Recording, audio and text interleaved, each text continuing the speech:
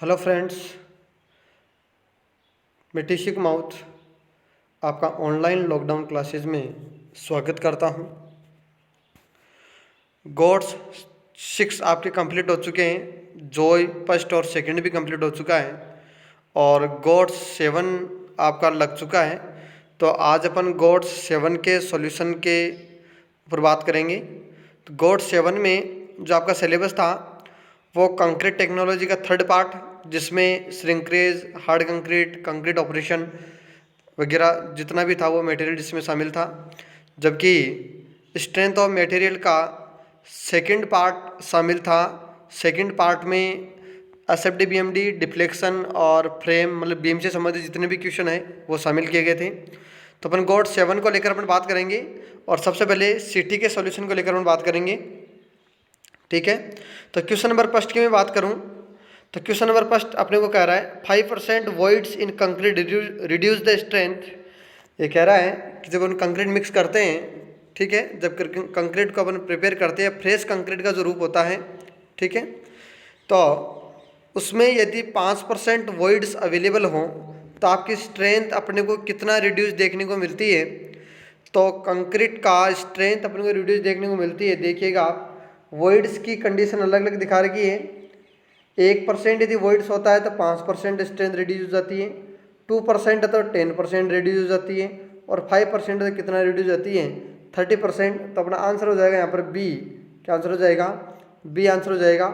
Voids का मतलब आप समझ चुके होंगे कि जब कंक्रीट अपन मिक्स करते हैं, मतलब सीमेंट, फाइन एग्रीगेट मतलब सैंड और कोर्स एग्रीगेट जो आपकी गिट्टी होती है और विथ वाटर, इनका जब मिक्सअप करते हैं, ठीक है, तो इनको जब मिक्स करते हैं विदाउट वाटर, तो यह ड्राई कंक्रीट की प्रोसेस में रहता है और ड्राई कंक्रीट की प्रोसेस में इसमें वॉइड्स के रूप में एयर रहती है, ठीक है। और जब वाटर अपन ऐड करते हैं तो एयर तो आपकी रिमूव होती है और आपका वाटर इसके अंदर इंक्लूड होता है, ठीक है। तो आपका जो वॉइड्स की जो प्रॉपर्टीज अपन को अवेलेबल करा रहा है वो एयर और वाटर करवा रहा है। वाटर का वर्क होता है कि वह टोटल वॉइड्स प्रॉपर्टीज या टोटल वॉइड्स को कंक्रीट से रिमूव करें और एक अच्छा जेल बनाएं, ठीक है। तो कंक्रीट में यदि वाटर सही तरीके से जेल नहीं बना पाएँ या वॉइड्स की मात्रा ज़्यादा रहें, ठीक है, तो इस स्थिति में अपन कह सकते हैं कि वॉइड्स की परसेंटेज मात्रा कंक्रीट की स्ट्रेंथ को अलग अलग परसेंटेज में क्या करती है, रिड्यूस करती हैं। आगे क्वेश्चन नंबर 2 पर बात करते हैं। To determine the earliest safe time for removal of homework which test is required. मतलब आपको समझना है, अच्छा क्वेश्चन है, नया क्वेश्चन है, अपन कह सकते हैं एडवांस कंक्रीट का क्वेश्चन है कि जब अपन फर्माबंदी रिमूव करते हैं तो अपने को किस टेस्ट की रिक्वायर की आवश्यकता होती है या किस टेस्ट की आवश्यकता होती है फॉर्म वर्क को हटाने के लिए, जो अपने को एक अच्छी स्ट्रेंथ रिप्रेजेंट करें।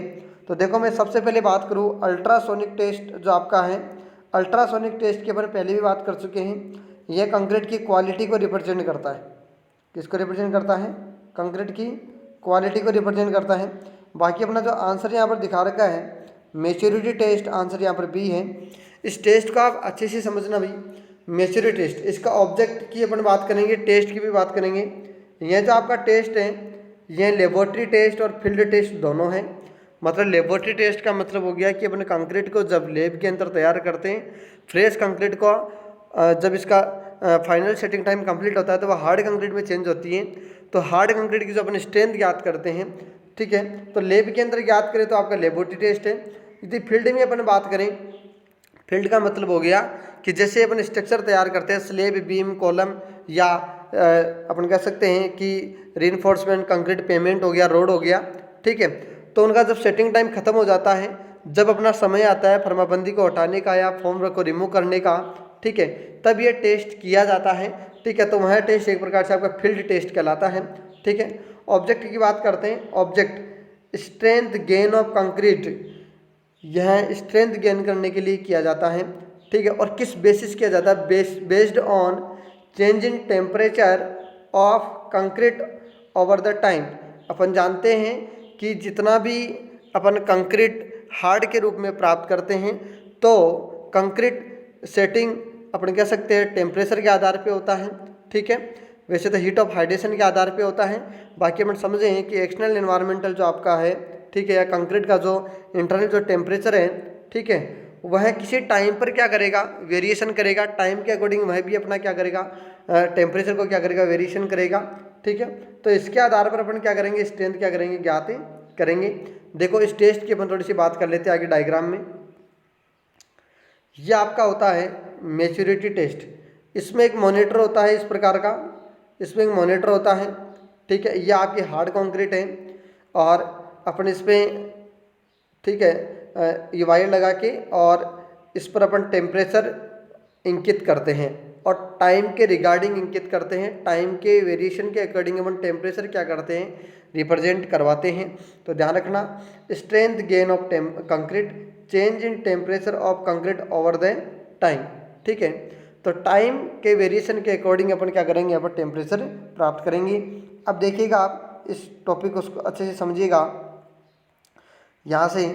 तो लेबोरेटरी में करेंगे तो नंबर ऑफ सैंपल यहाँ पर 15 यूज करेंगे, ध्यान रखना, ठीक है। वर्किंग की बात कर रहा हूँ, अभी आपको मैंने मॉनिटर दिखाया, मॉनिटर द्वारा कंक्रीट का टेम्परेचर नोट कर लिया जाता है। टेम्परेचर के साथ इसके बाद टेम्परेचर के माध्यम से स्ट्रेंथ ग्राफ द्वारा ज्ञात कर ली जाती है। देखो ग्राफ अपन रिप्रेजेंट करते हैं, ये आपका ग्राफ रिप्रेजेंट है।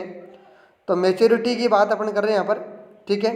तो यहाँ पर अपने को टाइम रिप्रेजेंट हो रहा है ये वाला, और ये अपने को टाइम के साथ में टाइम और टेम्परेचर का जो मल्टीप्लिकेशन है वो अपने को यहाँ पर रिप्रेजेंट हो रहा है। देखो कैसे, मैच्योरिटी लिख रखा टाइम इंटू टेम्परेचर। टाइम तो आपका हो गया हाउर्स में, ठीक है, और टेम्परेचर आपका क्या हो गया, डिग्री सेल्सियस में। तो एग्जांपल के रूप में ले लेते हैं, strength of percentage of strength of maturity of 19,800 degree Celsius hours के रूप में अपन देख पा रहे हैं, ठीक है। इसके आधार पर जो स्ट्रेंथ निकाली जाएगी वो निकाली जाएगी A+B log 10 मैच्योरिटी अपॉन 10⁻3, ठीक है। यहाँ पर ए और बी जो है वो कोफिशिएंट है, और यहाँ पर 19,800 डिग्री सेल्सियस जो टेम्परेचर हाउस लिया गया है ये 28 दिन के ऊपर लिया गया है, जो अपन 100% कंक्रीट की स्ट्रेंथ क्या करते हैं, प्राप्त करते हैं, ठीक है। यहाँ पर टेम्परेचर तो अपना क्या रहा, 18 डिग्री सेल्सियस रहा, और अपन यहाँ से घंटे निकाल सकते हैं। 28 दिन के जो घंटे हैं अपन जानते हैं 28 इंटू इसको 24 करके पता लगा सकते हैं। तो यहाँ से और इसको मल्टीप्लाई जब करवाते हैं तो अपने पास 19,800 डिग्री सेल्सियस हाउस आते हैं, ठीक है। तो ये आपका कोफिशिएंट हो गया, और कोफिशिएंट के आधार पर अपन क्या रखते हैं, ये वैल्यूज रखते हैं। तो अपने को कंक्रीट की एक मैच्योरिटी स्ट्रेंथ अपने यहाँ से को ज्ञात होती है, मतलब यहाँ से अपने को ये स्ट्रेंथ क्या होती है, ज्ञात होती है। जो 19,800 है वो आगे बढ़ते जाएंगे तो यहाँ से अपने को टाइम के रिगार्डिंग स्ट्रेंथ का पता चल जाएगा। तो दोस्तों आपको ये समझ में आ गया होगा कि जो मैच्योरिटी टेस्ट है वो कैसे करवाते हैं, ठीक है। मैच्योरिटी टेस्ट अपन स्ट्रेंथ गेन करवाने के लिए करवाते हैं, और टेम्परेचर का वेरिएशन टाइम के रिगार्डिंग चलता रहता है, ठीक है। आगे अपन बात करते हैं, इसी में एक आपका पुल आउट टेस्ट होता है। डिटरमाइन कंप्रेशन स्ट्रेंथ और शियर स्ट्रेंथ साथ में ज्ञात करते हैं। देखो इसका भी डायग्राम अपन समझ सकते हैं। अच्छा ये वाला मैं बता दूं आपको, ये वाला, ये देखो रोड पे दिखा रखा आपका जो मैच्योरिटी टेस्ट करने के साथ में किस प्रकार से किया जाता है, और अपन कर रहे हैं यहाँ पर पुल आउट टेस्ट की। तो देखिएगा आप, ये कंक्रीट आपका है, इसमें एक होल यहाँ पर रखा जाता है, ठीक है, और यहाँ पर एक रोटेट प्लग लगा दी जाती है, और इस पार्टस को लगा के, ठीक है, और ये जो राउंडेड सर्किल है इसको यहाँ रोटेट करवाया जाता है। रोटेट करवाने पे क्या होगा, यहाँ से ये भी रोटेट होगा, रोटेट होने पर यहाँ पर क्रैक्स आएगी।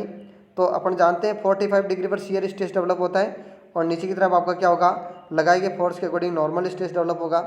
तो नॉर्मल स्ट्रेस शियर स्ट्रेस की स्थिति अपन कहाँ से ज्ञात कर लेते हैं, डायल गेज से अपन क्या कर लेते हैं, ज्ञात कर लेते हैं, ठीक है। और आगे इसी में अपन आगे बात करें, आपका अल्ट्रासोनिक टेस्ट था। अल्ट्रासोनिक जो टेस्ट आपका जो है, ठीक है, वो आपका क्वालिटी ऑफ कंक्रीट को क्या करता है, रिप्रेजेंट करता है। ये आपको पहले वाले सॉल्यूशन में, जोई के सॉल्यूशन में ये बता दिया गया है, जोई सेकंड के सॉल्यूशन में।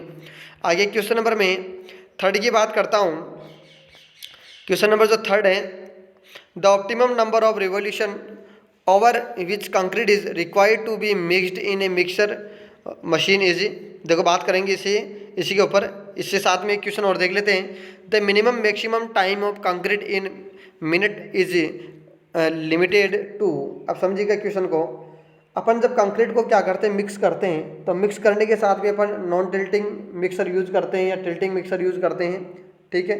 इस प्रकार से मिक्सर होता है आपका, ठीक है। तो ये इस प्रकार से रोटेट करता है, इसको रिवोल्यूशन कहते हैं। ठीक है, जो अपन कह सकते हैं आरपीएम से रिप्रेजेंट करते हैं, रिवोल्यूशन पर मिनट, कि 1 मिनट में कितना रिवोल्यूशन करें। ठीक है, तो आरपीएम ऑफ मिक्सर आपका होगा लगभग 15 से 20 राउंड करेगा। ठीक है, और अपन बात करते हैं मिनिमम मिक्सिंग टाइम की, तो आपका कितना मिनट होगा, आपका 2 मिनट। तो आंसर तो आपको यहाँ से मिलता है 20 होगा रिवोल्यूशन नंबर, और आपका मिनट कितना होगा यहाँ पर 2 मिनट होगा। ठीक है, आंसर यहाँ तो क्या हो जाएगा आपका बी आंसर हो जाएगा, और यहाँ पर आपका क्या हो जाएगा ए आंसर हो जाएगा। मैं बात करूँ आगे। ठीक है, नोटेड क्वेश्चन है, हाइड्रोफेबिक या वाटर रेपेलेंट सीमेंट की बात करें, जो वाटर प्रतिरोधी सीमेंट होती हैं। ठीक है, तो इस प्रकार की यदि सीमेंट या इस प्रकार की कंक्रीट अपन बनाते हैं तो लगभग 2 से 1/2 मतलब 2.5 मिनट तक अपन क्या करवाएंगे, मिक्सर को रोटेट करवाएंगे।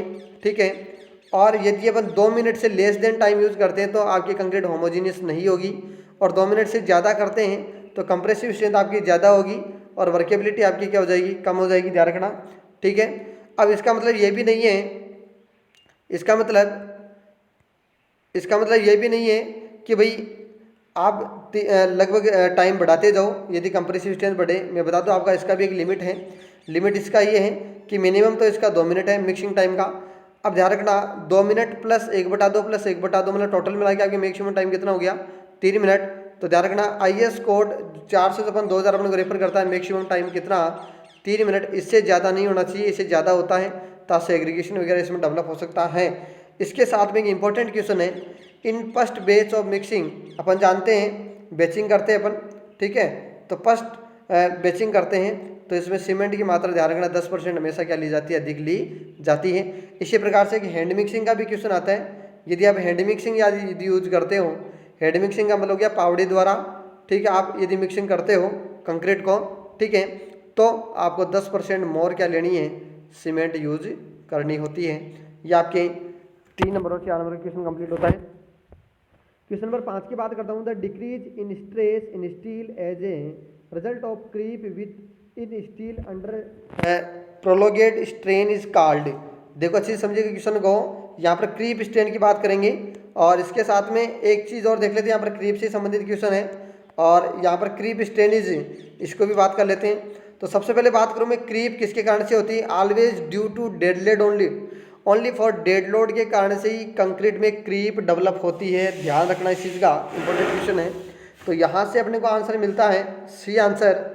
ठीक है, कैसे, due to dead load only, dead load के कारण से क्रीप आएगी। अच्छा, क्रीप है क्या, क्रीप है मटेरियल का लोड या डेड लोड जो आपका होता है। ठीक है, टाइम बढ़ने के साथ साथ में आने वाले समय में धीरे धीरे वॉल्स या अपने स्ट्रक्चर में क्रैकिंग आना स्टार्ट हो जाती है, उसी को अपन क्या कहते हैं, क्रीप कहते हैं। लेकिन ये क्रीप हमेशा ध्यान रखना डेड लोड या स्ट्रक्चर के मटेरियल के लोड के कारण से आता है।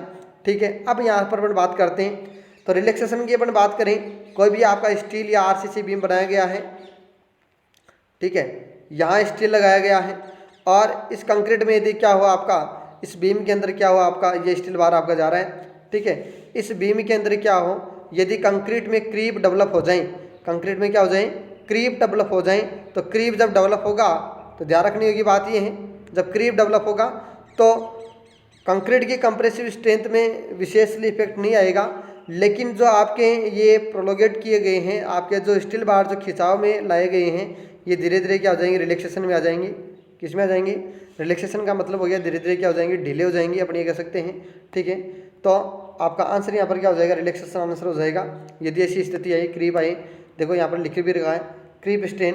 क्रीप स्ट्रेन हमेशा नेगेटिव स्ट्रेन कहलाती है, ध्यान रखना, जो कंप्रेस को रिप्रेजेंट करती है। ठीक है, आप देख पा रहे हो स्टील पहले खींचे गए थे, अब यहाँ पर क्या हो रहा है, कंप्रेस्ड हो रहे, एक प्रकार से मतलब ढीले हो रहे, रिलैक्सेशन हो रहे, लूज हो रहे।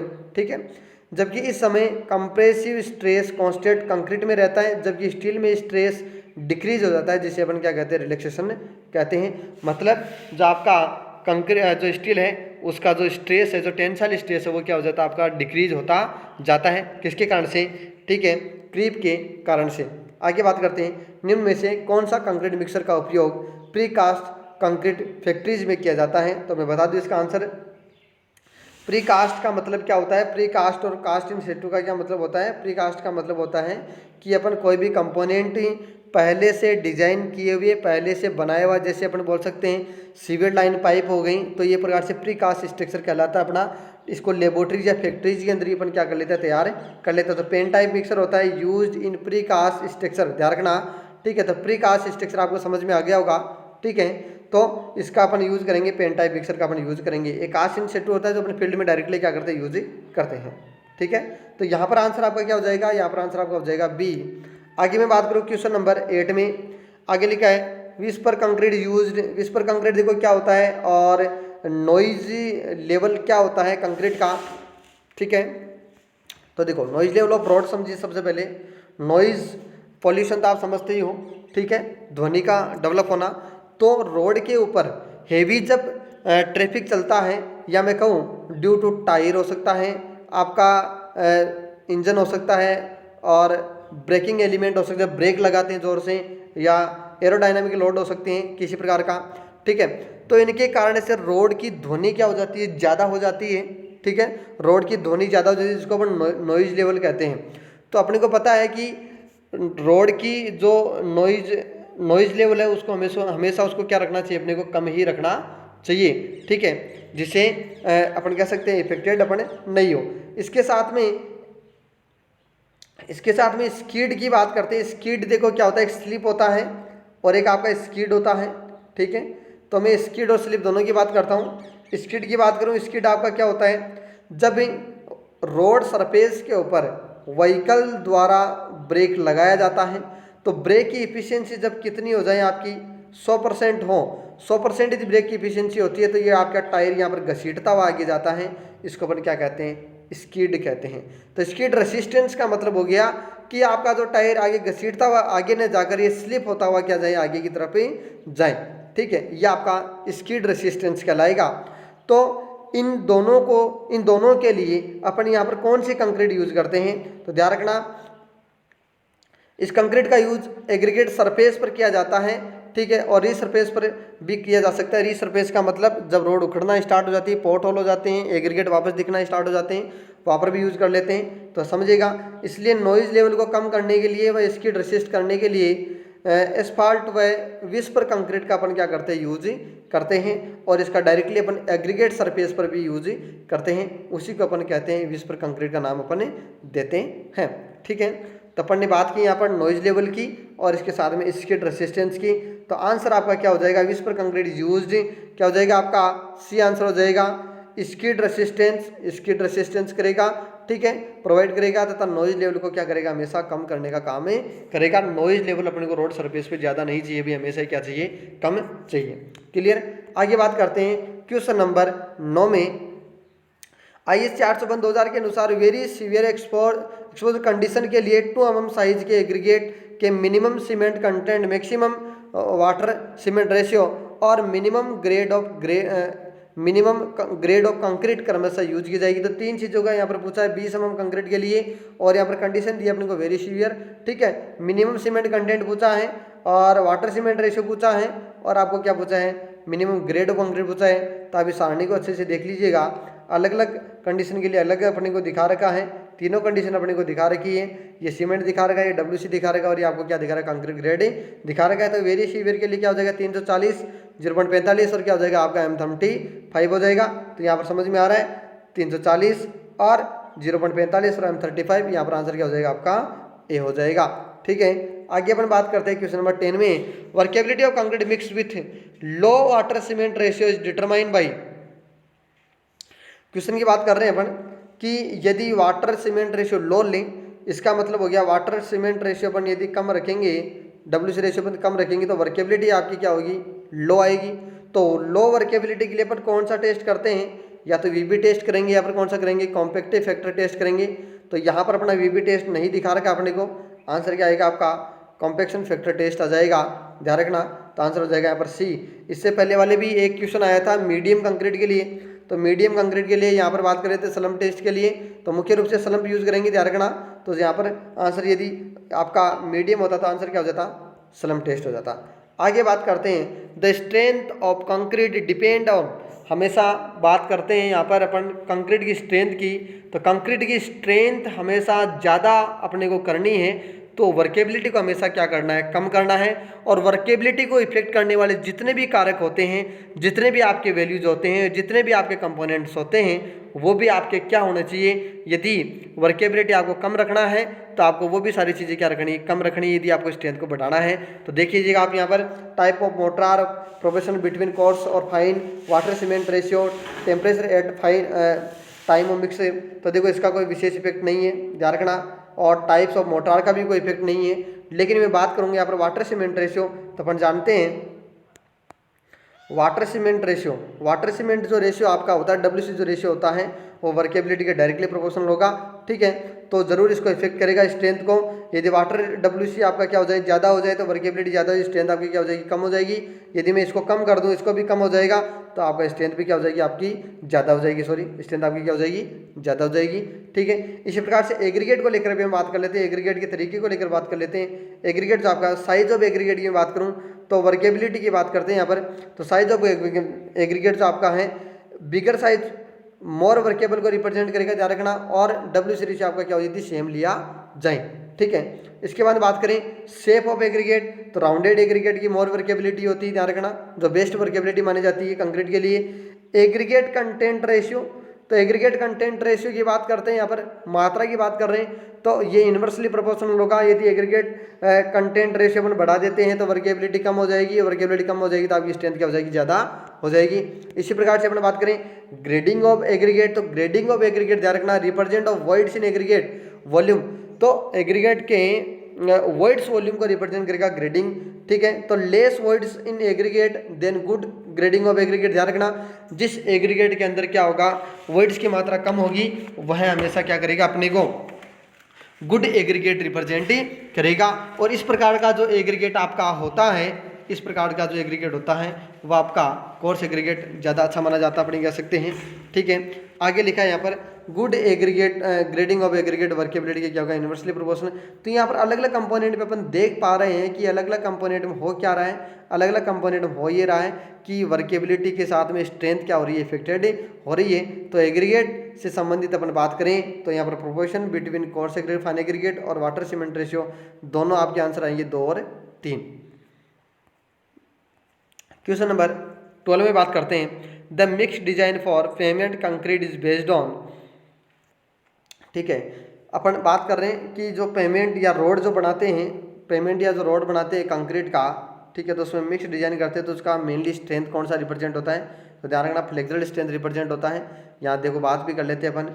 सबसे पहले mix design for concrete road as per IRC 15/2002, तो कौन सी स्ट्रेंथ अपने को रिप्रेजेंट होता है, ध्यान रखना। Therefore flexural strength is more often specified than compressive strength in the design of concrete mix for pavement construction. ठीक है, कंप्रेसिव स्ट्रेंथ अपन देखते ही हैं, इसके साथ में स्पेशली अपन क्या देखते हैं, फ्लेक्सुरल स्ट्रेंथ भी देखते हैं। और 28 दिन की जो ये स्ट्रेंथ अपने को मिलती है वो लगभग कितनी मिलती है, 4.5 है भाई, ध्यान रखना 4.5 है न्यूटन पर एमएम स्क्वायर। तो मेनली अपन पेमेंट कंक्रीट के लिए बात करें तो आंसर क्या हो जाएगा, यहाँ पर फ्लेक्सुरल स्ट्रेंथ आंसर हो जाएगा। और ध्यान रखना फ्लेक्सुरल स्ट्रेंथ कहाँ होती है, वह कंपोनेंट जिसमें कंप्रेशन फोर्स और टेंसाइल फोर्स दोनों हो। ठीक है, वो आपका क्या होता है, फ्लेक्सुरल को रिप्रेजेंट करेगा। तो मैं बता दूं पेमेंट डिजाइन करते हैं वो किसी थिकनेस में होता है, थिकनेस में होने पर अपन समझते हैं यहाँ पर कंप्रेशन जोन होगा, यहाँ पर कौन सा जोन होगा, आपका टेंसाइल जोन होगा।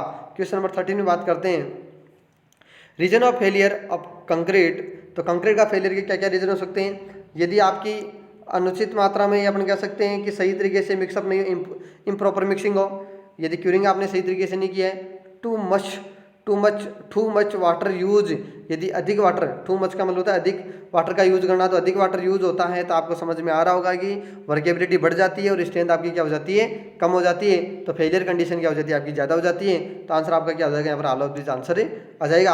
आगे बात करें for a given water cement ratio in concrete with passage of time. तो पैसेज ऑफ टाइम या टाइम ऑफ ट्रांसिट एक ही बात है, टाइम बढ़ने के साथ में आपकी वर्केबिलिटी पर क्या इफेक्ट पड़ेगा, वाटर सीमेंट रेशियो पर क्या इफेक्ट पड़ेगा। तो ध्यान रखना पैसेज ऑफ अपन टाइम की बात कर रहे हैं, तो टाइम ऑफ ट्रांसिट या पैसेज ऑफ टाइम हमेशा इन्वर्सली प्रोपोर्शनल होता है किसके, वर्केबिलिटी के। यदि यह बढ़ता है, यदि आपका यह बढ़ता है तो वर्केबिलिटी आपकी क्या हो जाती है, कम हो जाती है। और ध्यान रखना वर्केबिलिटी परमेबिलिटी के क्या होता है, डायरेक्टली प्रोपोर्शनल होता है, तो वर्केबिलिटी कम हो रही है यहाँ पर, तो परमेबिलिटी आपकी क्या हो जाएगी, कम हो जाएगी, और परमेबिलिटी क्या हो जाएगी, डिक्रीज हो जाएगी। यही अपने को आंसर पूछ रहा है। तो पासिंग ऑफ टाइम के रिगार्डिंग या मोर टाइम रिप्रेजेंट आपका परमेबिलिटी को क्या कर देगा, कम कर देगा। तो आंसर यहाँ पर क्या हो जाएगा आपका डिक्रीज, मतलब बी आंसर आ जाएगा। आगे बात करें क्वेश्चन नंबर 15 में, in order to obtain the best workability of concrete the preferred shape of aggregate, ये अपन पहले भी पढ़ चुके हैं कि जो आपका राउंडेड शेप होता है वो मोर या बेस्ट वर्केबिलिटी रिप्रेजेंट करता है। The best workability of concrete by rounded shape of aggregate, तो आंसर आपका क्या हो जाएगा यहाँ पर राउंडेड एग्रीगेट हो जाएगा। ये आपका कंक्रीट टेक्नोलॉजी का सॉल्यूशन होता है। आगे बात करेंगे अपने स्ट्रेंथ ऑफ मटेरियल को लेके, अच्छे क्वेश्चन दिए। स्ट्रेंथ ऑफ मटेरियल में अपने जो मेनली जो टॉपिक थे वो थे एसएफडी बीएमडी एंड डिफ्लेक्शन और फ्रेम से संबंधित क्वेश्चन थे। तो the rate change of deflection in now is, मैं बता दूं देखो यहाँ से बहुत सारे क्वेश्चन बन सकते हैं। तो मैं सबसे पहले बात करता हूँ मोमेंट को लेकर। मोमेंट, बेंडिंग मोमेंट आपको दिखा रहा है यहाँ पर, ठीक है। बेंडिंग मोमेंट का जब हम डिफरेंशियल करेंगे अक्स के सापेक्ष, तो dm/dx आएगा, जो किस में चेंज हुआ है, शियर फोर्स में चेंज हुआ है। तो यही आपका रेट ऑफ चेंजिंग होगा कि बेंडिंग मोमेंट किस में चेंज हुआ, आपका शियर फोर्स में इधर चेंज हुआ है, किसके माध्यम से, डिफरेंशियल के माध्यम से। यहाँ पर अपन डिग्री देख रहे हैं, यहाँ पर स्क्वायर है, यहाँ पर अपन डिग्री की बात कर रहे हैं। एक मिनट, यहाँ पर थोड़ा ध्यान रखना भाई, ये क्यूब आएगा यहाँ पर, सॉरी क्यूब आएगा, ठीक है। डिग्री की बात करें तो डिग्री यहाँ पर क्या हो जाएगा, 1 डिग्री बढ़ जाएगा, ध्यान रखना भाई, ये थोड़ा सा देख लेना भाई, d³ y/dx³ हो जाएगा, ठीक है। आगे फिर से अपन बात करते हैं, इसका फिर से डिफरेंशियल करें अपन, ठीक है। तो यहाँ पर देखो फिर से क्या आता है, फोर्स के रिगार्डिंग, शियर फोर्स के रिगार्डिंग अपन अवकलन करेंगे। तो यहाँ पर देखने को मिल रहा है अपने को dv/dx, तो ये आपका W आ गया जो लोड इंटेंसिटी या रेट ऑफ लोडिंग कहलाएगा। और यहाँ से अपन फिर से बात करें यहाँ पर, तो ये क्या हो रहा है आपका फॉर्म में चेंज हो रहा है, किस में चेंज हो रहा है, d4y और dx का 4 हो जाएगा। एक मिनट, तो मेरे ख्याल से ये चीज़ समझ में आ गई होगी आपको। हाँ, तो ये तो हो गया आपका यदि शियर फोर्स और रेट ऑफ लोडिंग की अपन बात करें। अब देखो स्लोप से संबंधित भी अपन बात कर लेते हैं। स्लोप क्या कह रहा है, देखो फिर से मैंने इक्वेशन यहाँ पर लिया है बेंडिंग मोमेंट का, ठीक है, बेंडिंग मोमेंट का इक्वेशन लिया है। तो बेंडिंग मोमेंट से अपन बात कर लेते हैं यहाँ पर फिर से, इसका जब इंटीग्रेशन करते हैं m का, ठीक है, तो 1 डिग्री फिर से कम हो गया dy/dx, जो किस में चेंज करा आपको, स्लोप में। और फिर से अपन बात करें डबल इंटीग्रेशन कर देते हैं, तो डबल इंटीग्रेशन में आपका ये y की फॉर्म में आ जाएगा, ठीक है, और ये आपका क्या हो जाएगा, डिफ्लेक्शन में चेंज हो जाएगा। यदि मैं यहाँ पर बात कर लूँ कि y का ये इसका y का अपन क्या करेंगे, यदि कर लें अवकलन कर दें या डिफरेंशियल कर दें, तो किस में चेंज हो जाएगा, स्लोप में चेंज हो जाएगा। अपन जानते हैं कि आपका डिफरेंशियल और इंटीग्रेशन दोनों एक दूसरे के क्या होते हैं, ऑपोजिट होते हैं। तो यहाँ से मैं बात करूँ कि EIy, तो EI तो आपका एक फ्लेक्सुरल रिजिडिटी का मान है। y की बात करूँ तो y का यदि अपन डिफरेंशियल करें तो dy/dx हो जाएगा, और dy/dx क्या कहलाएगा, थीटा, और ये आपका क्या हो जाएगा, स्लोप, ये आपका रेट ऑफ स्लोपिंग हो गया, ठीक है। तो यहाँ से क्वेश्चन देखिए, the rate change of deflection, इधर डिफ्लेक्शन को अपने को चेंज करना है, मतलब y को चेंज करना है। तो आपका क्या आंसर आ रहा था यहाँ पर आ रहा है y का dy/dx इक्वलेंट क्या आ रहा है, थीटा या स्लोप, ठीक है। तो यहाँ से आंसर अपने को मिलेगा, स्लोप आंसर मिलेगा, ठीक है। आगे अपन बात करें क्वेश्चन नंबर 2 पे, तो the variation of the shear force in the portion of a beam carrying uniform distribution loading, simple सा क्वेश्चन है, ठीक है। समझ में आ रहा है कि सिंपली सपोर्टेड बीम है और इस पर यूनिफॉर्म डिस्ट्रीब्यूशन लोड लगा हुआ है, ठीक है। इसका शियर फोर्स डायग्राम इस प्रकार से बनेगा, जो ये वाला लाइन जो इंक्लाइंड कहलाएगा, और इसको अपन क्या कहेंगे, ट्रेंगल कहेंगे। तो आंसर यहाँ पर क्या हो जाएगा, आपका ट्रेंगल हो जाएगा, ठीक है। आगे बात करें क्वेश्चन नंबर 3 में, एक फिक्स्ड एंडेड बीम पर लगे मूविंग लोड के कारण से मैक्सिमम बेंडिंग मोमेंट होगा। आपका मूविंग लोड हो या कोई भी लोड हो, ठीक है, आपका यूडीएल लोड हो, ठीक है। तो ऐसी स्थिति में अपन बात कर रहे हैं, तो इस मूविंग लोड और आपका यूडीएल लोड की अपन बात कर रहे हैं यहाँ पर। तो फिक्स्ड बीम आपकी ये है, तो एंडेड पे बात कर रहे हैं। तो एंडेड पे समझ में आ रहा है कि आपका मोमेंट होता है WL²/12 है, और मिड में क्या होता है WL²/24। तो समझ में आ रहा है कि जो नीचे की संख्या जिसकी कम होगी वहाँ पर मोमेंट हमेशा क्या आएगा, अधिकतम में आएगा। यहाँ पर आपकी ज़्यादा है तो मोमेंट आपका क्या हो जाएगा, कम हो जाएगा। तो आपका यहाँ एंड पॉइंट पर क्या माना जाएगा, मैक्सिमम मोमेंट माना जाएगा, इसलिए अपन क्या लिखेंगे, एट ए सपोर्ट आंसर हो जाएगा। क्वेश्चन नंबर 4 की बात करते हैं। A standard measure of ductility of a material, किसी डक्टिलिटी को अपन मेजर कैसे करेंगे वो समझिएगा आप। टेंसाइल लोड के कारण के ग्रेजुअली एप्लीकेंट द्वारा डक्टिली प्रॉपर्टीज के मटेरियल की लेंथ में इनलोकेशन के साथ वृद्धि होती है, इसलिए हमेशा डक्टाइल मटेरियल का मुख्य रूप से स्ट्रेंथ के लिए टेंसाइल टेस्ट ही किया जाता है। जैसे स्टील रोड, मतलब अपन बात कर रहे हैं किसी टीटीए मशीन में, जब टेंसाइल टेस्टिंग मशीन में अपन क्या करते हैं, स्टील बार को यहाँ लगाते हैं और इस पर क्या लगाते हैं, टेंसाइल फोर्स अप्लाइड करते हैं, तो इसके लेंथ में इनलोकेशन होता है। क्या होता है, इसकी लेंथ में इनलोकेशन होता है। जहाँ पर ब्रेक होता है वहाँ पर क्रॉस सेक्शन में इनलोकेशन हो सकता है, लेकिन पूरे क्रॉस सेक्शन में कभी इनलोकेशन नहीं होता है, ध्यान रखना। पूरे सेक्शन क्रॉस एरिया में कभी इनलोकेशन नहीं होता है। मतलब आपकी स्टील बार इस प्रकार से टूट जाती है, ठीक है, तो यहाँ का एरिया सेम बना रहता है, लेकिन यहाँ के एरिया का हो सकता है कम ज़्यादा हो सकता है। तो मैं पूरी लेंथ की बात कर रहा हूँ, तो पूरी लेंथ में कभी नहीं होता है, इसलिए आंसर यहाँ पर जो ये वाला नहीं लिया है, ठीक है। तो अपन बात करें यहाँ पर परसेंटेज इनलोकेशन इन लेंथ, इनलोकेशन लेंथ क्या हो जाएगी आपकी, इंक्रीज हो जाएगी, इसको मेजर किया जाएगा परसेंट इनलोकेशन इन लेंथ में। आंसर क्या हो जाएगा आपका, ये आंसर हो जाएगा। क्वेश्चन नंबर 5 की बात करूँ, bulk modulus is defined as ratio. Simple सा फॉर्मूला आपको रिप्रेजेंट करना है। बल्क मॉडुलस होता है direct stress upon volumetric strain. यहाँ पर पॉइजन रेशियो, शियर मॉडुलस का भी आपको रेशियो दिखा रखा है। तो आंसर क्या हो जाएगा, बल्क मॉडुलस का आंसर हो जाएगा यहाँ पर ये आंसर हो जाएगा, जो आपका डायरेक्ट स्ट्रेस अपॉन क्या हो जाएगा, वॉल्यूमेट्रिक स्ट्रेन। क्वेश्चन नंबर 6 की अपन बात करें तो क्वेश्चन नंबर 6 में देखिएगा आप, एक फिक्स बीम जिसका स्पान एल है, जिस पर यूनिफॉर्म डिस्ट्रीब्यूशन लोड डब्ल्यू पर मीटर लगा हुआ है, यदि बीम फ्लेक्सर रिजिडिटी कांस्टेंट हो तो फिक्स्ड एंड मोमेंट होगा। तो मैं पहले तो आपको बता दूं कि फ्लेक्सर रिजिडिटी क्या होता है, आपका होता है ई आई को फ्लेक्सर रिजिडिटी अपन कहते हैं। तो इनको अपन ने कांस्टेंट कर दिया, इसको अपन कांस्टेंट करते हैं तो मोमेंट भी आपका क्या हो जाएगा, कांस्टेंट हो जाएगा। तो मोमेंट आपका कांस्टेंट की मैं बात करूं, ठीक है, और मोमेंट कांस्टेंट करना है तो कैसे करेंगे, देखो आपका बेंडिंग इक्वेशन के माध्यम से देखिए M upon I equivalent E upon R. तो यहाँ पर ई आई एम के क्या है, मोमेंट ऑफ रेसिस्टेंस के क्या डायरेक्टली प्रोपोर्शनल है। तो मैंने ई आई को कांस्टेंट किया तो एम भी आपका कांस्टेंट होगा। कांस्टेंट होकर अब होगा कितना वो भी बात कर लेते हैं। तो कौन सी जगह बात की है, अगर लेने फिक्स्ड एंड पर बात की है, तो फिक्स्ड एंड आपका कहाँ है, यहाँ बनता है, और यहाँ बनता है तो आपका क्या होगा, डब्ल्यू एल स्क्वायर अपॉन 12 इसका आंसर हो जाएगा, ठीक है। अच्छा ध्यान रखना, यूडीएल की जो एक्चुअलिटी जो फॉर्म बनती है वो किसी बीम के अंदर ये वाली अपन रिप्रेजेंट करते हैं, लेकिन इससे बेटर अपन कह सकते हैं यदि इस प्रकार से अपन रिप्रेजेंट करते हैं। प्रैक्टिकली फील्ड की अपन बात करते हैं यूनिफॉर्म की, कि जैसे किसी फ्लोर के ऊपर अपन एक फ्लोर बनाते हैं इस प्रकार से, तो यहाँ पर यदि लोड लगा हुआ है तो ये यूनिफॉर्म लोड माना जाता है, या स्लेब का लोड अपन बोल सकते हैं, बीम के ऊपर जाने वाला क्या माना जाता है, यूनिफॉर्म माना जाता है। तो यहाँ पर आंसर आपका डी हो चुका है। क्वेश्चन नंबर 7 में मैं बात करूँ, एक cantilever RCC beam 230 mm into 450 mm effective depth है जिस span 4 metre and carries a UDL of 500 kilometre per metre inclusive of it self weight the bending moment is. तो मैं यहाँ बात करता हूँ कि कैंटिलीवर बीम की अपन बात कर रहे हैं, यूडीएल लोड इस पर लगा हुआ है, 500 किलोमीटर पर मीटर है, स्पान इसकी कितनी है, 4 मीटर है।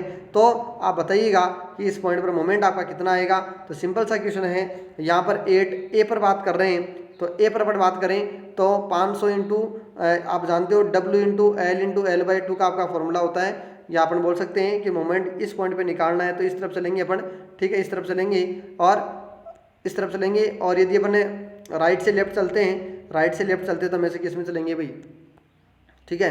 अब बात करते हैं यहाँ पर, तो W इंटू एल बाई 2 हो गया। यहाँ पर मैं बात करूँ तो क्या हो जाएगा आपका 500 इंटू एल बाई 2, आंसर कितना आ रहा है, 4000 किलोमीटर मीटर। जबकि एम बी पॉइंट पर बात करें तो आपका मोमेंट क्या रहेगा, 0 रहेगा। तो आंसर आपका क्या हो जाएगा, यहाँ पर डी आंसर हो जाएगा। आगे बात करते हैं क्वेश्चन नंबर 8 में, यदि एक सिंपली सपोर्टेड बीम की विड्थ को डबल कर दिया जाए जिसके सेंटर पर एक पॉइंट लोड अप्लाइड हो तो उसके सपोर्ट पर स्लोप किस फैक्टर से चेंज हो जाएगा। अच्छा क्वेश्चन है, क्वेश्चन को आप अच्छे से समझिएगा। इसे देखो आपकी बीम रिप्रेजेंट हो रही है, इसमें आपका ये वाला डायमेंशन कौन सा, बी है। तो यहाँ पर बी को मैं डबल कर रहा हूँ, बी को क्या कर रहा हूँ, डबल कर रहा हूँ। तो मैं यहाँ पर स्लोप की बात करूँ तो स्लोप ए और बी पॉइंट पर क्या होगा आपका, डब्ल्यू एल क्यूब अपन 16 ई होता है। और अब स्लोप के लिए अपन बात कर रहे हैं तो डब्ल्यू एल क्यूब अपन क्या होता है आपका 16 ई होता है। तो मैं यहाँ पर बी को क्या कर रहा हूँ भाई, डबल कर रहा हूँ। तो यहाँ समझिएगा आप, यदि मैं बी को डबल कर दूँ, ये मैं जानता हूँ आई बराबर होता है बी डी स्क्वायर अपॉन 12 में मोमेंट ऑफ इनर्शिया। और हमेशा ध्यान रखना, मोमेंट ऑफ इनर्शिया की मैं बात करूँ, मोमेंट ऑफ इनर्शिया आपका होता है Z equal I upon Y.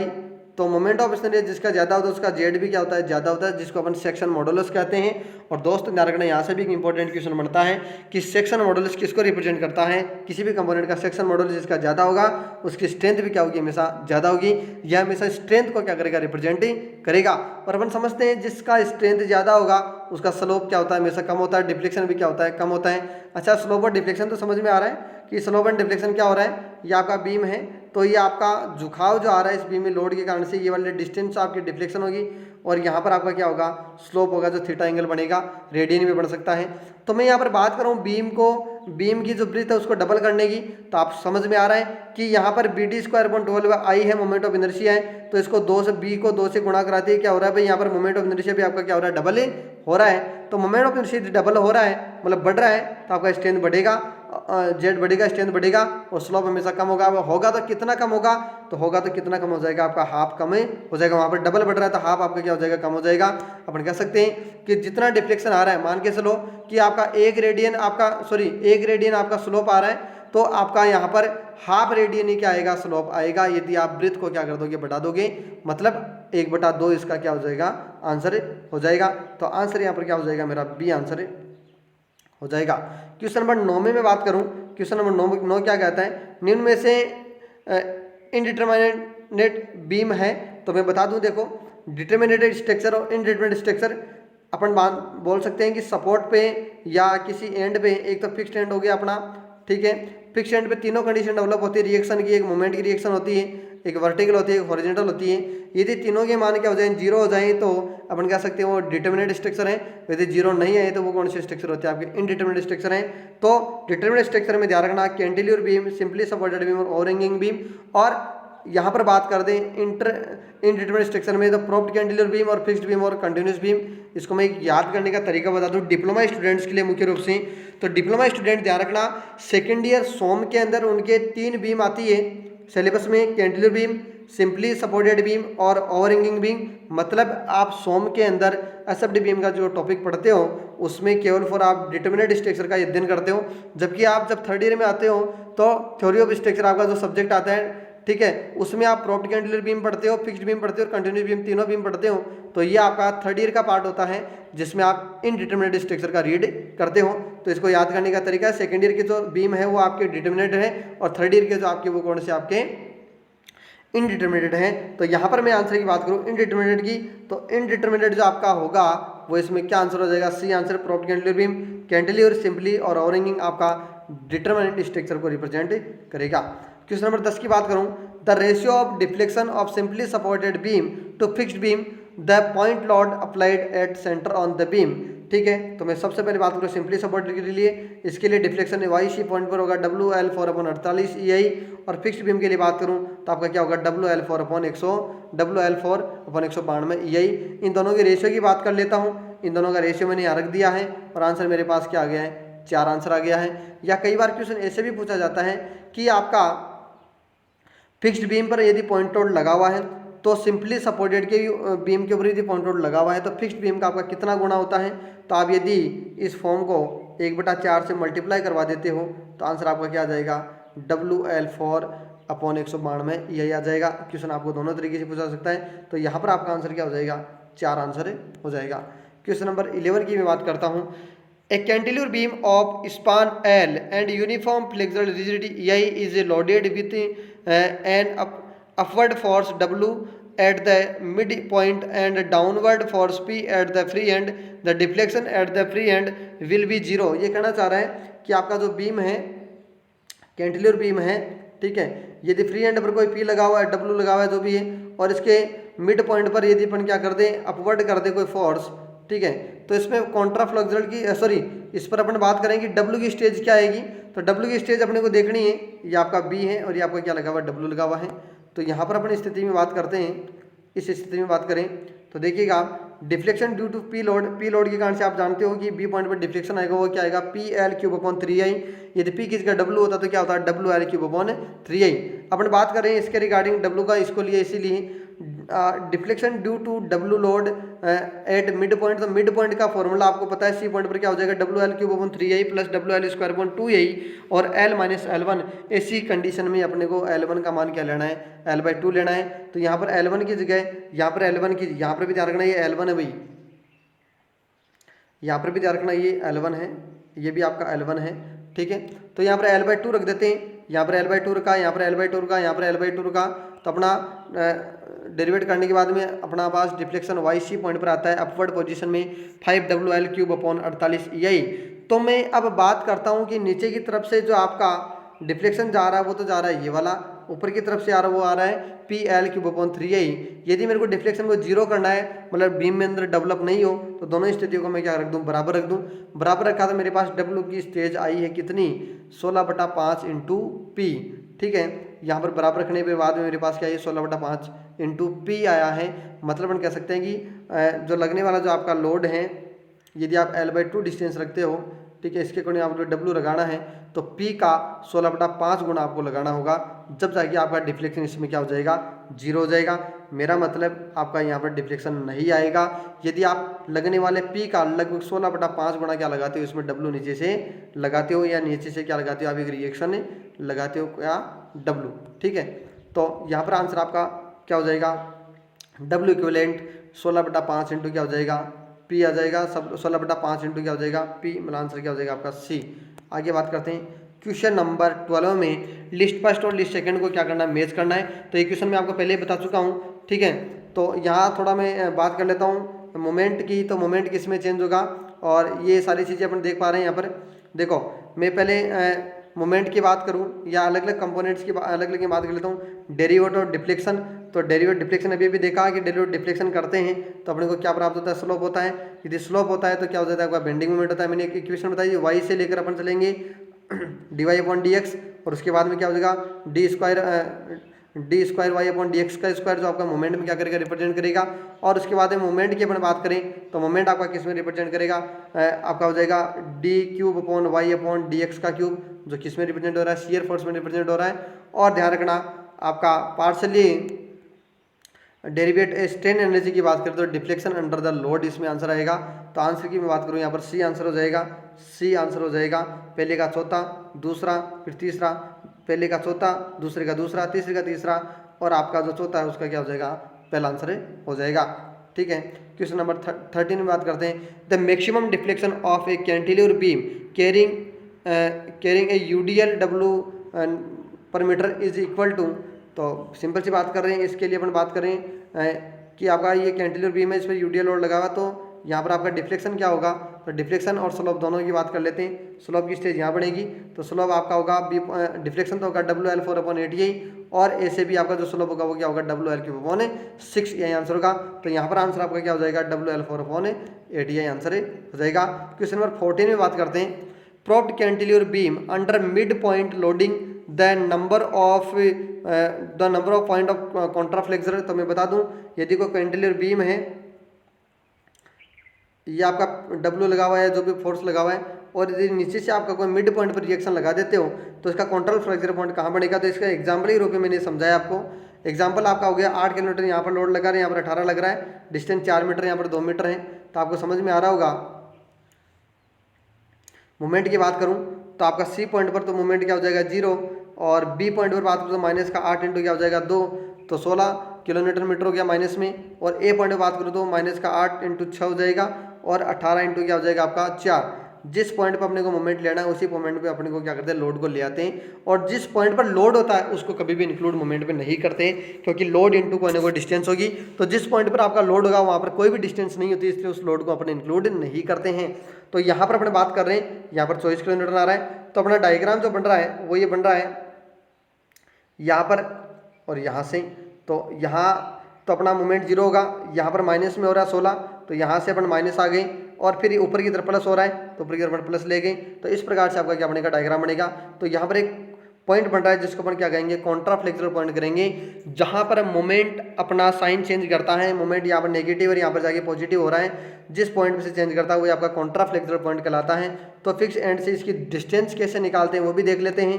Point of Contra flexor, तो ये तो आपको समझ में आ गया, जब मोमेंट जिस बिंदु पर अपना साइन चेंज करता है उस बिंदु को अपन क्या कहते हैं, कॉन्ट्रा फ्लेक्सुरल पॉइंट कहते हैं। तो कॉन्ट्रा फ्लेक्सुरल पॉइंट इस बी में एक ही बन रहा है। ये अपना आंसर तो यहाँ पर मिल ही चुका होगा आपको, यहाँ पर आंसर अपना मिल ही चुका है। लेकिन बात करूँ आगे कि इसको निकालते कहते हैं डिस्टेंस को, तो changing location of bending moment A B, तो ए बी से अपन बात करते हैं। ये वाली डिस्टेंस आपकी ए बी थी, ये वाली डिस्टेंस, ठीक है, ये वाली डिस्टेंस देखो आपकी ए बी है, इसकी बात कर रहे हैं। तो यहाँ पर अपना कॉन्ट्रा फ्लेक्सुरल पॉइंट बन रहा है, तो इसी में अपन बात करेंगे सारा जितना भी है। तो इसमें अपन बात करें तो माइनस का 8 इंटू अक्स, जितना भी डिस्टेंस है उसको अक्स में ले लिया, और 18 इंटू अक्स माइनस 2 कर दिया। तो यहाँ पर अपने पास अक्स का मान कितना आ रहा है, 3.6 मीटर आंसर आ रहा है। ठीक है, आगे क्वेश्चन नंबर 15 में बात करते हैं। Strain energy storeyed in A member is given by, आप समझते हो कि जब किसी कंपोनेंट पर फोर्स लगाते हैं तो अपनी एनर्जी लॉसेज अपने को रिप्रेजेंट होती है। तो अपनी एनर्जी जाती कहाँ है, कंपोनेंट के अंदर जाती है जो स्टोरेड होती है। उसके कारण से जो भी वॉल्यूमेट्रिक स्ट्रेन या जो इस पर स्ट्रेन डेवलप हो रहा है, ठीक है, ठीक है, तो अपन कह रहे हैं यहाँ पर कि स्ट्रेन एनर्जी बताइए, उस एनर्जी के कारण से जो भी विकृति आती है, जो भी स्ट्रेन आती है वो कितनी होगी।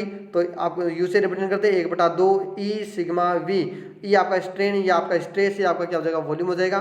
तो आंसर आपका हो जाएगा सी। 1/2 को 0.5 लिख सकते हैं, तो 0.5 strain into stress into volume, ये आपका सही आंसर हो जाएगा। दोस्तों ये वीडियो आपको यदि पसंद आए तो आप सब्सक्राइब, लाइक, शेयर और ज़रूर कीजिएगा, क्योंकि मैं जल्दी से जल्दी 100 सब्सक्राइब बढ़ाने की कोशिश में लगा हुआ हूँ कि आपको ये सॉल्यूशन लाइव करवा सकूँ। इसलिए दोस्तों आपके घर पे जितने भी मोबाइल है, आपके दोस्त फ्रेंड जितने भी हैं, आप सब्सक्राइब की संख्या ज़रूर बढ़ा दें, कि जिससे हम आपको ये पूरा पोर्शन जो है वो लाइव दे सकें और टेस्ट के तुरंत बाद में ही दे सकें, जिससे आपको तुरंत ही बेनिफिट मिल सकें। इसके साथ में बात करूँ कि स्टूडेंट आगे वाला जो जॉय होने वाला है, उस जॉय में आपको ही पता चल रहा होगा जितने भी जॉय आपके जो लगे उनमें से लगभग ओल्ड जो सॉल्यूशन करवाया जा रहा है उसमें से लगभग 40 से 60% सिलेबस डाला जा रहा है, या अपन कह सकते हैं 40 से 60% सिलेबस आपका कवर हो रहा है। तो दोस्तों इस वीडियो का जितना भी आपको जो ये पोर्शन मिल रहा है, इस पोर्शन का आप ज़रूर अपने नोटबुक में रिटर्न करते रहिए, जिससे आपको आने वाले समय में आने वाले एग्ज़ाम जितने भी टेक्निकल के हैं उनमें फ़ायदा होने वाला है। इसके साथ में अपना जो एग्ज़ाम होने वाला है उसमें भी आपको फ़ायदा होने वाला है। इसके साथ में आप समझ चुके होंगे कि कल 17 मई को राज्य सरकार के अंडर में आ चुका है लॉकडाउन। तो इसके आधार पर राज्य सरकार अपना वर्क प्रोसेस स्टार्ट कर चुका है कि अधीनस्थ बोर्ड या जो भी आरपीसी है उनको ये कह चुका है कि जो वैकेंसीज रनिंग में है उन वैकेंसीज को उनका जो बैकफीड लेके और उस बैकफीड पे काम करना स्टार्ट कर चुका है। जो वैकेंसीज आपकी रनिंग में है उन वैकेंसीज को क्या करवाएं, जल्दी से जल्दी कंप्लीट करवाएं, जिससे बेरोजगार लोगों को क्या हो सके, बेरोजगार स्टूडेंट को क्या हो सके, जल्दी से ज़्यादा फायदा हो सके। तो दोस्तों आप अपनी तैयारी में पूरा दम लगा दीजिएगा कि आप अच्छे से अपने टारगेट को क्या कर सके, अचीव कर सको। इतना ही करने के साथ में आपको धन्यवाद देना चाहूँगा। Okay, thank you.